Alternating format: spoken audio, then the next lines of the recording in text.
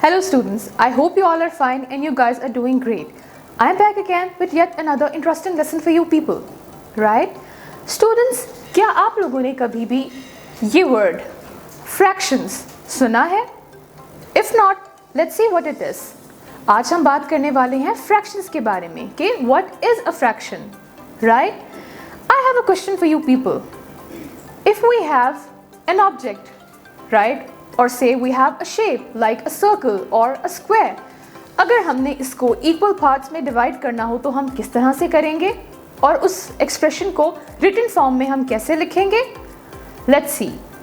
Students, here we have a circle, right? और अगर हम इसके दो equal parts करें तो ये कुछ ऐसा लगेगा, alright? So here we have two kids with us, Jack and Jill, and they have one waffle, right? सिर्फ एक waffle है and we have two kids. अब वो किस तरह से इसको equally divide कर सकते हैं? Let's see. हमने अभी बात की थी कि अगर हम एक circle को equal parts में divide करें तो वो कुछ ऐसा लगेगा, right? तो students, इसी तरह हम उस waffle को center में से cut करेंगे ताकि उसके दो equal parts बन जाएं. Okay? So now, जब दो equal parts हो गए और एक पार्ट हमने जिल को दे दिया तो जैक के पास कितने पार्ट्स बाकी बचे? ओनली वन, क्योंकि हमने उसको टू इक्वल पार्ट्स में डिवाइड किया था, राइट? एक वॉफल को टू इक्वल पार्ट्स में डिवाइड किया था और एक पार्ट हमने जिल को दे दिया था, राइट? तो स्टूडेंट्स, अब हम इसको रिटन फॉर्म में कैसे लिखेंगे? फ्रैक्शंस में we have two things with us. The first one is a numerator and the other one is a denominator, right? Line के ऊपर जो फिगर होता है that is known as the numerator. लाइन से नीचे वाला figure is known as a denominator, right? हम बात कर रहे थे कि एक वॉफल को टू इक्वल पार्ट्स में डिवाइड किया गया और एक पार्ट जिल को दे दिया गया, राइट? तो स्टूडेंट्स, डिनोमिनेटर में हम वो फिगर लिखते हैं जिस तरह हमने वॉफल्स के दो इक्वल पार्ट्स किए थे तो हम टू लिखेंगे एज द डिनोमिनेटर.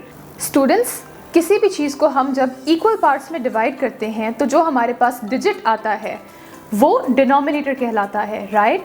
तो वॉफल्स के केस में हमने टू इक्वल पार्ट्स किए थे तो denominator would be two, right?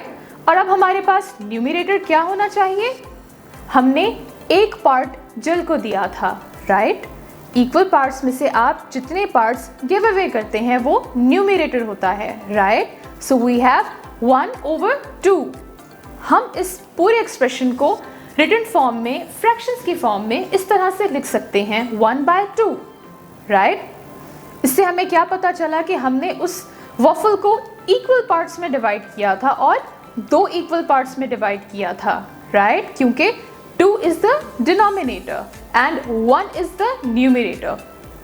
I am sure कि अब आपको ये बात समझ में आ गई होगी कि हम किस तरह किसी भी चीज़ को दो इक्वल पार्ट्स में डिवाइड कर सकते हैं, राइट? और उसको रिटन एक्सप्रेशन में किस तरह से लिख सकते हैं. आई एम श्योर कि आपको फ्रैक्शंस बहुत ही ईजी लगी होंगी. इंशाल्लाह in our further lessons we are going to discuss it in more detail, right? Until next time, take very good care of yourself, and if you guys find any sort of ambiguity in the videos, you can rewatch on our YouTube channel, right? Don't forget to subscribe it. Allah Hafiz.